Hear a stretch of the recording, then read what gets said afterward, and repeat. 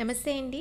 మనం ప్రసాదాల కోసం పొంగలైతే తయారు చేసుకుంటాం కదండీ! ఈరోజు నేను కట్టు పొంగల్ తయారు చేస్తున్నాను. దీంట్లో స్పెషాలిటీ ఏంటంటే, మనం పొంగల్ అనగానే బియ్యం, పెసరపప్పుతో అయితే చేస్తాం కదండీ! అలా కాకుండా ఈరోజు నేను పోహ అంటే అటుకులతోని ఈ పొంగల్ అనేది తయారు చేస్తున్నానండి. చాలా సింపుల్‌గా అయిపోతుంది. మరి ఎలా చేయాలో చూద్దామా?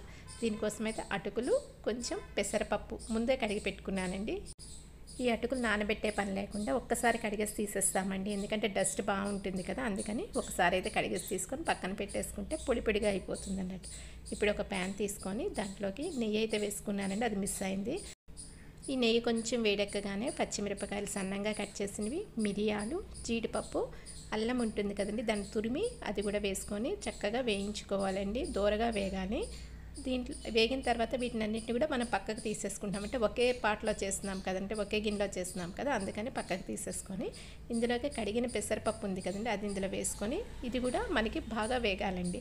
దోరగా అంటే దానికన్నా ఎక్కువగా వేగాలన్నట్టు. అందులోకి అటుకులు కూడా వేసుకొని మనకి పొడి పొడిగా అయిపోయేటట్టు, మన కలర్ కూడా చిన్న చేంజ్ అవుతుంది కదా, అంతవరకు మనం వేయించుకోవాలి.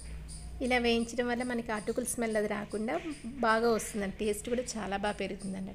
ఇప్పుడు ఇందులోకి ఒక గ్లాసు మనం రెండు కలిపి తీసుకున్నట్టయితే దానికి 1:3 రేషియోలో వాటర్ ప్లస్ మిల్క్ తీసుకోవాలండి. అంటే ఒక గ్లాసు పాలు తీసుకుంటే 2 గ్లాసులు వాటర్ అయితే తీసుకోవాలి. సో ఆ రేషియోలో అయితే వేసుకున్నానండి. తర్వాత కొంచెం ఉప్పు వేసుకొని మనం విజిల్ పెట్టేసుకోవాలి. ఎందుకంటే పెసరపప్పు కూడా ఉడకాలి కదండి, అందుకని ఒక్క 2 విజిల్స్ అయితే సరిపోతుందండి. సింగిల్ విజిల్ అయితే మనకు పెసరపప్పు కరెక్ట్గా ఉడకదు, అందుకని ఒక 2 విజిల్స్ అయితే పెట్టుకున్నాను. లేదు మీరు అటుకులు డైరెక్ట్గా వేసేస్తామంటే పెసరపప్పు ముందే ఉడికించేసుకొని చేసుకున్నా సరిపోతుంది.